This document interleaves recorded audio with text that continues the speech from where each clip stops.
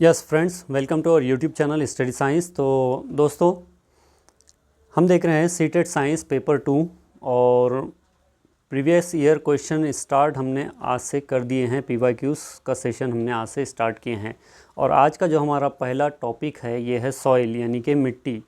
इसके ऊपर आपको प्रीवियस ईयर में बहुत सारे मर्तबा आपको क्वेश्चंस पूछे गए हैं दोस्तों, और कई बार तो आपको एक ही पेपर में एक ही साल में आपको 2-3 क्वेश्चन भी देखने को मिलते हैं। तो बहुत इंपॉर्टेंट सेशन है, बहुत इंपॉर्टेंट टॉपिक है दोस्तों, पूरा समझिएगा, सेशन को पूरा देखिएगा, लाइक शेयर कमेंट करना ना भूले। चलिए बढ़ते हैं हम अपने आज के पहले क्वेश्चन की तरफ। क्वेश्चन नंबर 1 है, which of the following is different from the rest. देखिए, ये क्वेश्चन आपको आया हुआ है दिसंबर 2019 के अंदर कि निम्नलिखित में से कौन सा अन्य से भिन्न है, यानी कि कौन सा डिफरेंट है। 4 ऑप्शन दिए गए हैं यहाँ पर। 4 ऑप्शन में से आपको बताना है कि अलग कौन सा है, डिफरेंट कौन सा है, भिन्न कौन सा है। तो ऑप्शन नंबर 1 क्या कह रहा है, देखिए, डिफॉरेस्टेशन, 2 है डेजर्टिफिकेशन, 3 है इरोजन और 4 है कंजर्वेशन। अब देखिए, यहाँ पर अगर आपको मीनिंग पता अगर होंगे ना, तो आप मीनिंग के ऊपर से भी आप यहाँ पर एक ऑप्शन अलग कौन सा है वो आप यहाँ पर मालूम कर ले सकते हैं।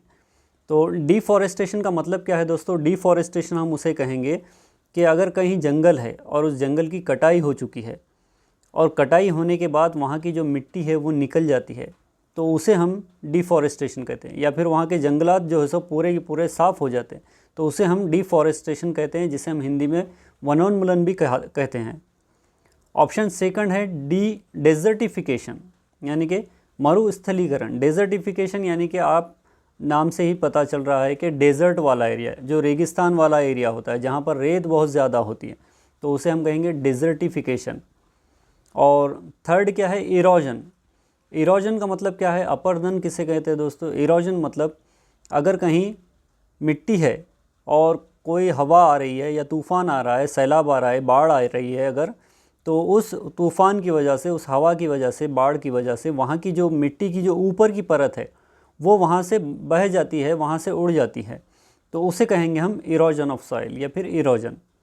लेकिन चौथा जो हमारा ऑप्शन है दोस्तों, कंजर्वेशन यानी कि संरक्षण, तो हम इसे हिफाजत करना, उसका संरक्षण करना हम उसे कहते हैं। लेकिन ये जो चौथा ऑप्शन है दोस्तों हमारा, ये ऑप्शन तीनों इन ऊपर वाले 3 ऑप्शन से अलग है, यानी कि भिन्न है। तो हमारा जो राइट आंसर रहेगा वो रहेगा ऑप्शन नंबर 4, कंजर्वेशन या फिर संरक्षण। चलिए क्वेश्चन नंबर 2 देखिएगा। ये भी क्वेश्चन आपको जुलाई 2019 के अंदर पूछा गया है कि विच of the following statement regarding air is incorrect, यानी कि वायु के संबंध में नीचे दिया गया कौन सा कथन सही नहीं है, आपको ये बताना है। देखिए, जुलाई 2019 में ये पूछा गया है, बहुत ही सिंपल और बहुत ही आसान क्वेश्चन है दोस्तों। ऑप्शन नंबर 1 है, एयर हैज़ वेट। तो बात तो सही है कि वायु में भार होता है, वायु में वज़न होता है, वेट होता है, ये बात बिल्कुल सही है दोस्तों। ऑप्शन सेकंड क्या कह रहा है यहाँ पर? ऑप्शन सेकंड कह रहा है, air is not present in soil. Air is not present in soil यानी कि मिट्टी के अंदर, मृदा में वायु उपस्थित नहीं होती, मिट्टी के अंदर हवा प्रेजेंट नहीं होती, मौजूद नहीं होती। क्या ये बात सही है? ये बात बिल्कुल गलत है दोस्तों। तो हमारा आंसर भी यही होना चाहिए कि सॉइल जो होती है, मिट्टी जो होती है, उसके अंदर हवा होती है, उसके अंदर एयर होती है। किसी मिट्टी में एयर कम होती है और किसी मिट्टी में एयर ज़्यादा होती है, हवा ज़्यादा होती है। जैसे कि सैंडी सॉइल, जो रेतीली मिट्टी जो होती है, वहाँ पे आपको एयर ज़्यादा मिलेगी, लेकिन जो क्लेई सॉइल है वहाँ पर आपको एयर कम मिलेगी, क्योंकि उसके पार्टिकल्स जो होते हैं बहुत ही फाइन पार्टिकल्स होते हैं वो। तो air is not present in soil, ये बात बिल्कुल गलत है दोस्तों यहाँ पर। तो हमारा जो राइट आंसर होना चाहिए वो है ऑप्शन सेकंड। ऑप्शन थर्ड क्या कह रहा है, देखिएगा फिर भी, air plays important role in water cycle. ये बात बिल्कुल सही है कि जल चक्र में वायु की महत्वपूर्ण भूमिका होती है, यह बात बिल्कुल सही है दोस्तों। और ऑप्शन 4 कह रहा है कि एयर ऑक्यूपाइज स्पेस, यानी कि हवा जो है सो जगह घेरती है, या फिर क्या कह रहा है, स्थान घेरती है। वायु जो होती है ये स्थान घेरती है, तो ये बात भी बिल्कुल सही। लेकिन गलत क्या था यहाँ पर कि air is not present in soil, और हमको पूछा ही गलत है, तो हमारा जो ऑप्शन गलत रहेगा यहाँ पर वही हमारा राइट आंसर रहेगा। चलिए क्वेश्चन नंबर थर्ड देखिएगा। क्वेश्चन नंबर थर्ड है, which of the following statement is true. जनवरी 2022 में पूछा गया ये, आई थिंक ऑनलाइन एग्ज़ाम जब हुए थे उस वक्त ये क्वेश्चन आपको पूछा गया है। क्वेश्चन 3 क्या कह रहा है, which of the following statement is true, यानी कि निम्नलिखित में से कौन सा कथन सत्य है, कौन सा कथन सही है, आपको वो बताना है। ऑप्शन 1 क्या कह रहा है यहाँ पर देखिएगा, soil with slow percolation rate retain more moisture, यानी कि मंद परिस्रवण दर की मिट्टी में अधिक आर्द्रता होती है। इसका मतलब क्या है कि soil with slow percolation rate. अब परकोलेशन रेट किसे कहेंगे दोस्तों, परकोलेशन रेट यानी कि हम अगर 2 ग्लास लेते हैं, अगर हम 2 बीकर लेते हैं, एक ग्लास लेते हैं कांच के, एक ग्लास के अंदर हम ले रहे हैं सैंडी सॉइल यानी कि रेत वाली मिट्टी, और एक ग्लास के अंदर हम ले रहे हैं क्लेई सॉइल यानी कि बहुत ही बारीक पार्टिकल्स वाली जो क्ले सॉइल होती है, क्ले की जो मिट्टी होती है हमारी, वो वाली। अब दोनों बीकर के अंदर अगर हम थोड़ा थोड़ा पानी डालेंगे वहाँ पर, तो कौन सा पानी नीचे फास्ट जा रहा है, जो रेत वाला जो गिलास रहेगा जिसमें हम सैंडी सॉइल हमने ली थी, वो वाला जो गिलास के अंदर जो पानी हमने डाला था वो पानी नीचे फास्ट उतरेगा, तो उसे हम कहेंगे परकोलेशन रेट, वो जो रहेगा परकोलेशन रहेगा। तो स्लो क्या कर रहा है, ऑप्शन क्या कर रहा है, soil with slow percolation rate retain moisture, यानी कि जिस मिट्टी का परकोलेशन रेट स्लो होता है वो मिट्टी के अंदर मॉइस्चर ज़्यादा होता है। तो ये बात बिल्कुल सही है दोस्तों, क्योंकि हमारी अगर हम क्ले सॉइल लेते हैं तो क्ले सॉइल का जो परकोलेशन रेट रहेगा वो बहुत ही स्लो रहेगा, क्योंकि अगर हम पानी डालेंगे तो वो पानी को अपने अंदर एब्जॉर्ब करेगी और पानी को रोके रखेंगी, रिटेंशन वहाँ पर रहेगा, वाटर रिटेंशन कैपेसिटी उसकी अच्छी रहेगी। तो पानी को जब रोके रहेंगी तो उसका जो परकोलेशन रेट जो रहेगा वो भी स्लो रहेगा वहाँ पर। तो हमारा जो राइट ऑप्शन यहाँ पर रहेगा वो रहेगा ऑप्शन नंबर 1। ऑप्शन सेकंड क्या कह रहा है देखिएगा, roots of plants humus and organic matter increase percolation rate. तो ये बात बिल्कुल गलत है कि कोई भी प्लांट्स के रूट्स हो या फिर ह्यूमस हो या ऑर्गेनिक मैटर हो, ये परकोलेशन रेट को इंक्रीज़ नहीं करते, ये बात बिल्कुल गलत है दोस्तों। ऑप्शन थर्ड क्या कह रहा है यहाँ पर देखिएगा, fast percolation rate helps in better absorption of water by roots. तो ये तो बात बिल्कुल भी गलत है कि फास्ट परकोलेशन रेट अगर होगा तो ये हमारे एब्जॉर्प्शन के अंदर हेल्प करेगा, ये बात बिल्कुल गलत है। Soil which have large particles of size have slow percolation rate. तो ये बात भी यहाँ पर गलत हो रही है दोस्तों, क्योंकि अगर सॉइल के पार्टिकल्स जो रहेंगे अगर लार्ज रहेंगे तो वहाँ स्लो परकोलेशन नहीं होगा, वहाँ पर फास्ट परकोलेशन होगा, पानी बहुत ज़्यादा तेज़ी से नीचे उतरेगा वहाँ पर। और अगर फाइन पार्टिकल्स अगर रहते हैं, लार्ज पार्टिकल्स की जगह अगर स्मॉल पार्टिकल्स या फिर फाइन पार्टिकल्स अगर देता तो फिर ये बात सही होती। तो हमारा जो राइट आंसर यहाँ पर है वो है ऑप्शन नंबर 1। क्वेश्चन नंबर 4 देखिएगा, identify the correct statement from among the following. Question ये जो पूछा गया है दोस्तों जनवरी 2021 में 2021 में पूछा गया है कि निम्नलिखित में से सही कथन को पहचानिए। कौन सा कथन यहाँ पर, कौन सा स्टेटमेंट यहाँ पर सही है वो बताना है हमें। देखिए स्टेटमेंट 1 क्या कर रहा है, the proportion of fine particles in sandy soil is relatively higher than in clayey soil, यानी कि बलुआ मिट्टी में, बलुआ मृदा यानी कि जो रेतीली जो मिट्टी होती है, बलुआ मिट्टी में, रेतीली मिट्टी में महीन कणों का अनुपात चिकनी मिट्टी की अपेक्षाकृत उच्चतर होता है। ये बात बिल्कुल गलत है दोस्तों। क्यों गलत है, क्योंकि जो सैंडी सॉइल होती है इसके जो पार्टिकल्स होते हैं ये फाइन पार्टिकल्स नहीं होते, इसके जो पार्टिकल्स होते हैं ये थोड़ा बड़े साइज़ में होते हैं, जबकि क्लेई सॉइल के जो पार्टिकल्स होते हैं दोस्तों ये बहुत ही फाइन होते हैं, बहुत ही बारीक पार्टिकल्स होते हैं। ऑप्शन सेकंड क्या कर रहा है यहाँ पर देखिए, the amount of large and fine particle is about the same in clayey soil, यानी कि चिकनी मिट्टी में बड़े कणों और महीन कणों की मात्रा लगभग बराबर होती है। ये बात बिल्कुल गलत है, क्योंकि क्लेई सॉइल के जो पार्टिकल होते हैं, क्ले मिट्टी जो होती है हमारी, इनके जो कण होते हैं ये बहुत ही बारीक होते हैं, जबकि हमारे कौन सी दूसरी मिट्टी कौन सी कह रहा है यहाँ पर, ये देखिए the amount of large and fine particles is about the same in clayey and soil, in clayey soil. तो क्ले सॉइल के अंदर लार्ज जो अमाउंट होता है पार्टिकल्स का, ये लार्ज नहीं होता, बड़ा नहीं होता, बल्कि बहुत ही फाइन होता है। तो यहाँ पर लार्ज आ गया, इसलिए ये भी ऑप्शन हमारा गलत रहेगा। ऑप्शन 3 क्या कह रहा है देखिएगा, the proportion of large particle in loamy soil is relatively higher than in the sandy soil. यानी कि क्या कह रहा है देखिए, दुम्मट मृदा यानी कि मिट्टी में बड़े कणों का अनुपात बलुआ मिट्टी यानी कि रेतीली मिट्टी की अपेक्षाकृत उच्चतर होता है। तो ये बात भी यहाँ पर गलत है दोस्तों।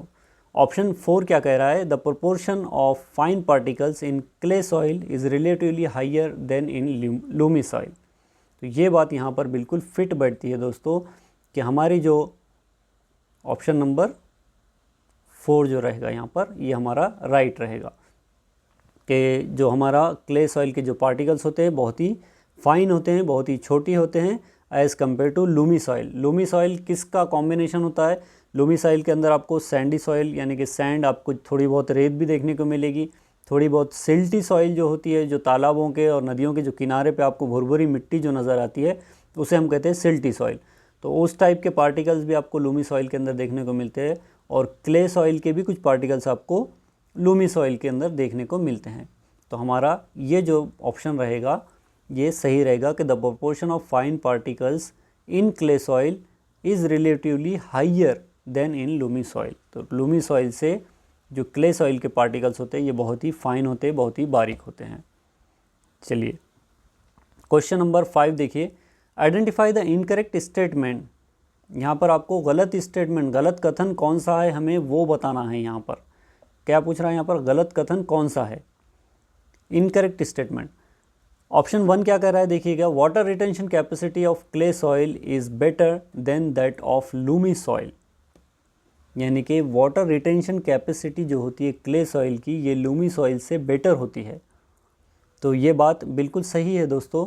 जो हमारी क्ले सॉइल होती है, जो दुमटी मिट्टी होती है, इसकी अपेक्षाकृत चिकनी मिट्टी की जल धारण क्षमता यानी कि पानी को रोकने की जो क्षमता है वो बेटर होती है as compare to loamy soil. तो ये बात सही है बिल्कुल।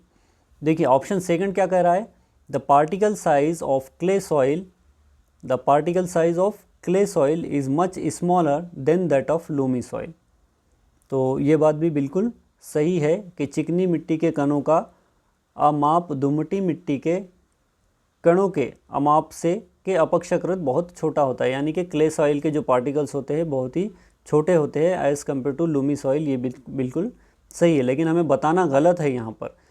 ऑप्शन 3 क्या कर रहा है, clay soil is more fertile as compare to loamy soil. तो क्ले सॉइल जो है फर्टाइल होती है लूमी सॉइल के मुकाबले में। तो ये बात बिल्कुल सही है, लेकिन ऑप्शन 4 क्या कहता है ये भी हम देखेंगे साथ ही साथ कि clay soil is better aerated than loamy soil.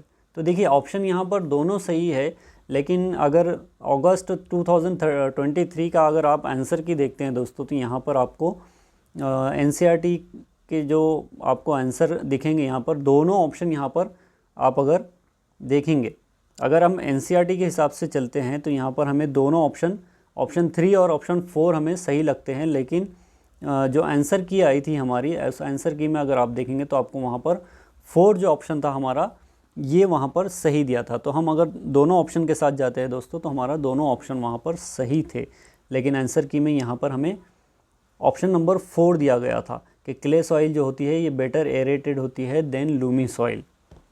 तो ये जो था हमारा गलत ऑप्शन था दोस्तों, कि क्योंकि लूमी सॉइल जो होती है इसके अंदर हवा होती है, एयर होती है इसके अंदर।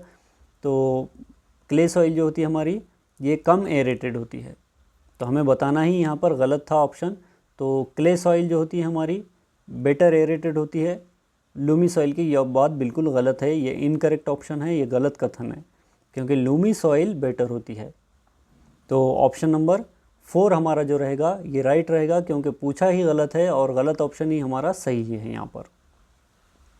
क्वेश्चन नंबर 6 देखिएगा। चलिए इसमें क्वेश्चन नंबर 6 क्या है, read the following statement with reference to the soil. यानी कि वेदरिंग क्या कर रहा है, यहाँ पर 4 ऑप्शन दिए गए हैं, चारों ऑप्शन में कह क्या रहा है देखिएगा। Weathering is a very fast process of soil formation. यानी कि वेदरिंग क्या है, वेदरिंग एक बहुत ही फास्ट प्रोसेस होता है सॉइल फॉर्मेशन का, यानी कि मिट्टी के बनने का जो प्रोसेस है जिसे हम वेदरिंग कहते हैं। मिट्टी के जो बनने का प्रोसेस होता है, सॉइल फॉर्मेशन का जो प्रोसेस होता है, ये बहुत फास्ट होता है। ये बात बिल्कुल गलत है दोस्तों, ये बात बिल्कुल गलत है। तो यहाँ पर ऑप्शन 1 तो यहाँ पर कट जाएगा।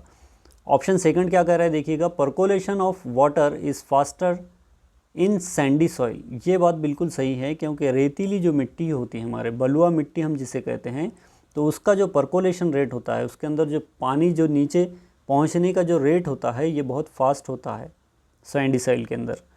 तो ये बात बिल्कुल सही है। ऑप्शन 3 है Lumi soil contains only sand and clay.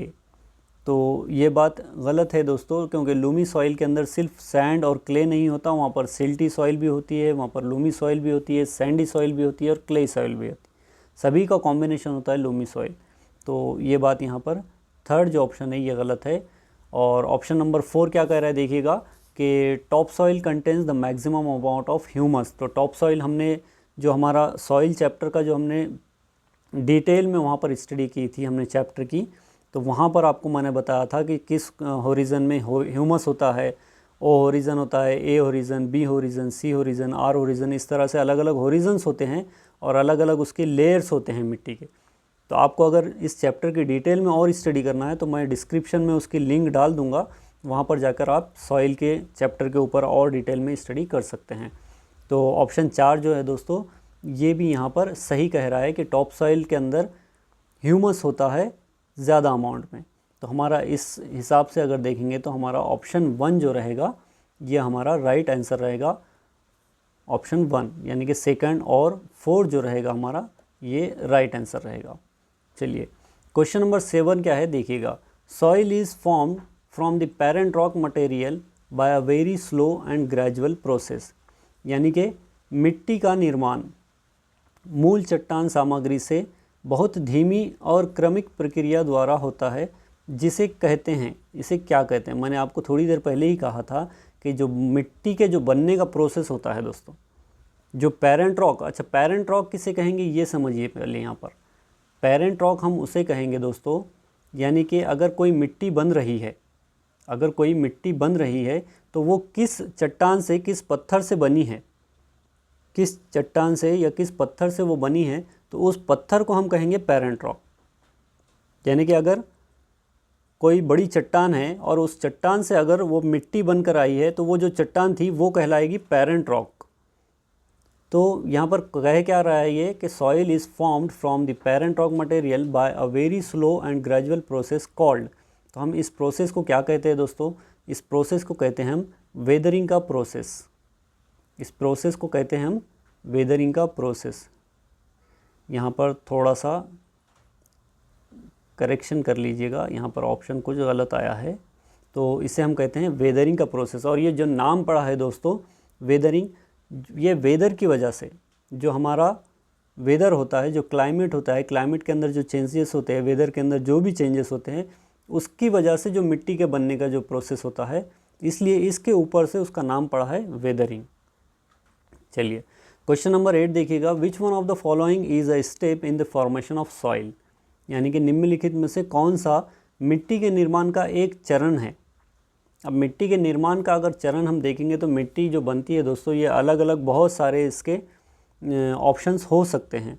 यहाँ पर 4 ऑप्शन दे रहा है, देखिएगा क्या है। ऑप्शन 1 है यहाँ पर अर्थक्वेक्स और वोल्केनिक इरप्शंस, यानी कि भूकंप या ज्वालामुखी विस्फोट। देखिए भूकंप आते हैं तो मिट्टी तो बनती है, लेकिन क्या सिर्फ भूकंप, क्या सिर्फ अर्थक्वेक और वोल्केनिक इरप्शन ही मिट्टी के बनने का कारण होते हैं? नहीं। क्यों? क्योंकि बहुत सारा हर जगह आपको मिट्टी बनने का प्रोसेस देखने को मिलता है, लेकिन हर जगह भूकंप थोड़ी आएंगे, नहीं आएंगे।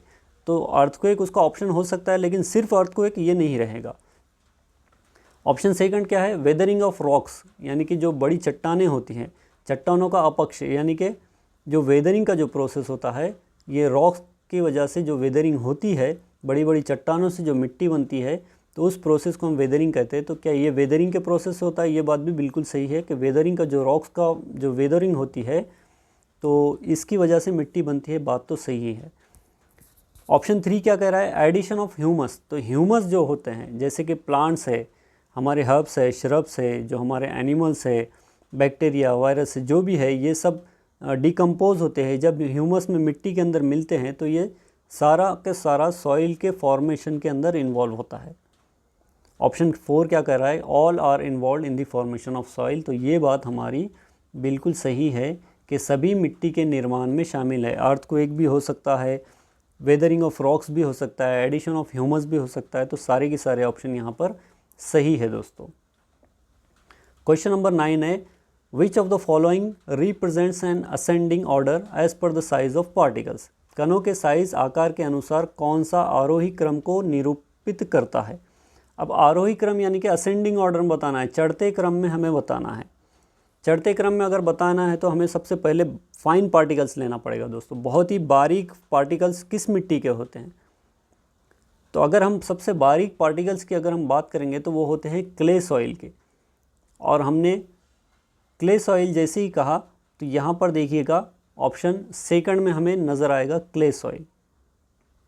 क्ले सॉइल, उसके बाद आएगा सिल्टी सॉइल जो हमें तालाबों, झरनों और नदियों के किनारे को देखने को मिलती है। फिर उसके बाद सैंडी सॉइल यानी कि जो बलुआ मिट्टी होती है, जो रेतीली मिट्टी होती है। फिर उसके बाद थोड़ा सा आएगा ग्रेवल जिसे हम बजरी भी कहते हैं। और उसके बाद रॉक यानी कि बड़ी बड़ी जो चट्टानें होती है। तो ये हमारा असेंडिंग ऑर्डर रहेगा। अगर इसी को दोस्तों डिसेंडिंग ऑर्डर में अगर पूछा जाता तो हमारा ऑप्शन नंबर 4 सही रहता, rock, gravel, sand, silt, clay. लेकिन हमें पूछा क्या गया है, हमें पूछा गया है असेंडिंग ऑर्डर में। तो हमारा राइट जो आंसर रहेगा ये रहेगा ऑप्शन नंबर सेकंड, यानी कि clay, silt, sand, gravel, rock. चलिए क्वेश्चन नंबर 10 देखिएगा, soil contains rock particles and dash, यानी कि मिट्टी में चट्टान के कण और डैश होते हैं। अब मिट्टी में क्या क्या होता है दोस्तों देखिएगा। ऑप्शन नंबर 1 है वाटर एंड एयर, पानी और हवा। वाटर एंड प्लांट्स, पानी और पौधे। यहाँ पर थोड़ा सा मिस्टेक हुआ है मराठी के ट्रांसलेशन के अंदर, पानी और पौधे या फिर प्लांट्स जिसे हम कहते हैं। Minerals, organic matter, air and water. तो ये यहाँ पर हमारा ऑप्शन सही होता है, क्योंकि मिट्टी जो होती है, मिट्टी के अंदर क्या होता है दोस्तों, मिट्टी के अंदर आपको मिनरल्स भी देखने को मिलेंगे, ऑर्गेनिक मैटर यानी कि कार्बनिक पदार्थ भी देखने को मिलेंगे, हवा भी होती है और पानी भी होता है। तो ऑप्शन नंबर 3 जो रहेगा हमारा, ये यहाँ पर राइट आंसर रहेगा दोस्तों। तो ये थे हमारे PYQs previous year question answer, जो कि इसके पहले जितने भी हमारे पेपर हुए वहाँ पर पूछे गए दोस्तों। बहुत ही इंपॉर्टेंट चैप्टर है। जिसने भी अगर इसको डिटेल में इस चैप्टर को पढ़ना है तो वो डिस्क्रिप्शन में जाकर इसके लिंक को ओपन कीजिएगा। वहाँ पर आपको सॉइल से रिलेटेड सारा का सारा आपको चैप्टर वहाँ पर बहुत ही डिटेल में देखने को मिलेगा। अगर किसी ने हमारे चैनल को टेलीग्राम पर ज्वाइन करना है तो वो इस नाम से ज्वाइन कर सकते हैं, seated science by study science. चलिए मिलते हैं हम अपने नेक्स्ट सेशन में, तब तक के लिए गुड बाय।